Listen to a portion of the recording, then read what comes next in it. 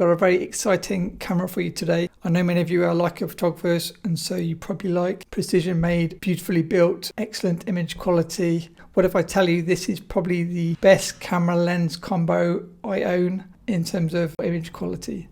I've done over 270 videos and I can't believe it's taken me this long to do a decent video on this camera. In brief, this is a compact medium format camera with a fixed lens, a 6x6 film format, and one of the sharpest lenses of any medium format camera system lens. Let's jump straight in. Hi guys, Matt here from MrLeica.com. Today we're looking at the very special Hasselblad super wide camera, SWC M, the version that I've got. We'll quickly cover the different versions if you're trying to work out which one you're trying to find on eBay if you're looking to buy one. I'll show you example photos. I'll show the characteristics of the lens, and then stay with me till the end and I'll give you some prices and recommendations and also some pro tips that you may not know even if you own this camera. Stay tuned. So first of all, brief history. This camera lens combo has been in production since the mid 1950s. It really is that good.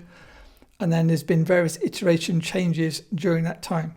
So the early ones had the Hasselblad C lenses, as they're called, if you know your Hasselblad lenses. Then they went to CF lenses, and then they went to CFI lenses.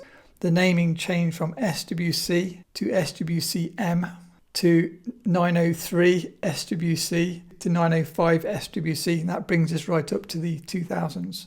All these cameras are the same in terms of they are a fixed 35mm f4.5 Zeiss bygone lens attached to a Hasselblad body. But it's not an average Hasselblad camera because normally Hasselblad cameras have an interchangeable lens system. This is similar, but you've got no mirror box, and so you have to scale focus every photo by like zone focusing as you would on a Leica lens. So you just read off on the lens approximate 2 meters. It's also like in terms of it's got a viewfinder on the top of the camera rather than looking down through the waist level viewfinder like you would on a normal Hasselblad.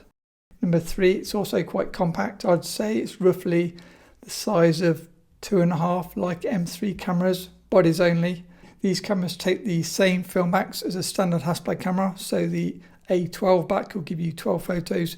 The A16 back is a 645 back. That'll give you 16 photos, as the name suggests. In terms of the lens, as I say, it's a Carl Zeiss bygone 38 4.5. 38mm on 6x6 film is the equivalent of around 21mm if you're shooting a 35mm sensor camera. The lens design is 8 elements in 5 groups, and it's got 5 aperture blades. The CF version lens I have takes the standard 60 bayonet filters, so then it's easy to use your standard filters from your other Hasselblad cameras if you're using other Hasselblad cameras as well. And then the lens characteristics are also very similar to other standard CF lenses. So you've got your shutter speeds from bulb up to a maximum of 500ths of a second. And being a leaf shutter lens, you can of course sync your flash at 500ths of a second. So that's pretty cool if you enjoy playing around with flash. The minimum focus distance on this lens is 0.3 meters. And to take your photo, you've got the viewfinder for your composition. You're going to scale focus on your lens.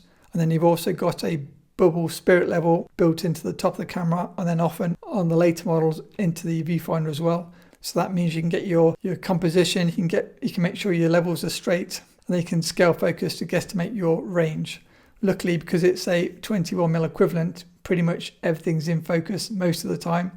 So it's pretty easy to guesstimate your distance. I'll show you some photos in a second. Considering it was designed in the 1950s, you've got little or no distortion. You've got minimal vignetting, even shot to wide open at 4.5. It is very sharp, shot to wide open at 4.5. And because of the 5 aperture blades, it gives absolutely fantastic, super pointy, very perfect sun stars. Let's now have a look at some example photos. As a portrait photographer, the first thing I wanted to try was portraits, even being a super wide 21mm equivalent camera. It is possible, and with a bit of practice, you can get better. These are with flash, you can see the shadows, and then I slowly got better and kind of started to work out my angles, and you can do kind of even detail shots like this. I was using 6x6 mostly to start off with, but then I found a portrait 645 is nicer, as you can see here. These were shot in Tenerife, the last few photos, and this camera is really good for both like graphic architecture shots and also even portraits, as I managed to achieve. I also took the camera to Budapest, one of my favourite cities for taking pictures, and it's really good as a travel camera. I really enjoyed it. I need to take it out again. Here's photos testing the Cinestill 800 versus 50D. I did a video on that. And then here's a question for you. How do you do precision bokeh shots with this camera? Stay tuned, I'll tell you at the end of the video.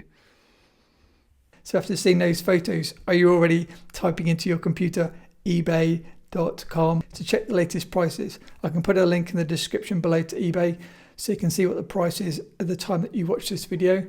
When I had a quick look, prices start at roughly £1,600, going up to around £2,800 because of all the different versions. And what about some alternatives? If you're shooting medium format, it's not that easy to find super wide lenses. You've got the Millar 7 system, which gives you the 43mm interchangeable lens.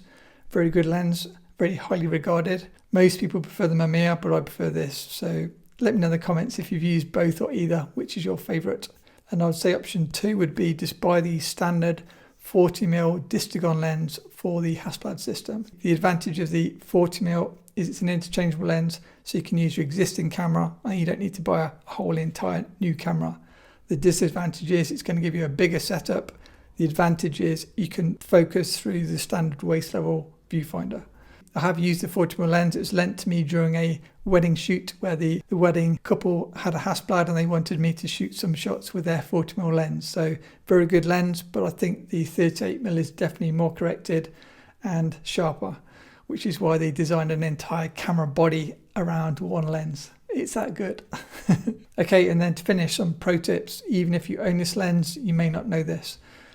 Did you know you can attach a ground glass to the back of your Hasselblad super wide camera so you can then precision focus at 0.3 meters?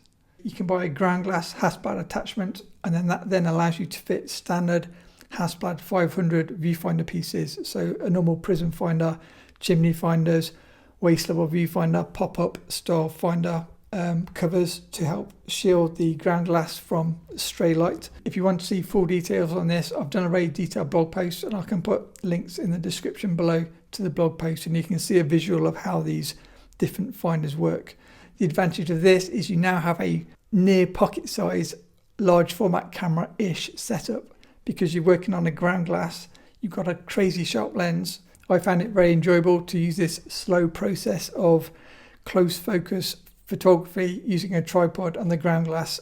But then if you want to do something faster and handheld like you normally would, then obviously you don't need a tripod. People even use these cameras for street photography. You just take the viewfinder off the top and put a flash on, and then the 21mm equivalent lens is so wide you can just walk the streets and just guesstimate your composition, and with flash, even with a 4.5 lens, you can get some very striking results. And that's it. If you want to see the full res versions of the photos in this video, click the Hasselblad blog link in the description below. If you enjoyed this video, please smash the like button. I really appreciate your views and it helps the channel very slowly grow, so hopefully we can get more cool cameras to review. As always, a massive thanks to my awesome patrons, and see you all in the next video.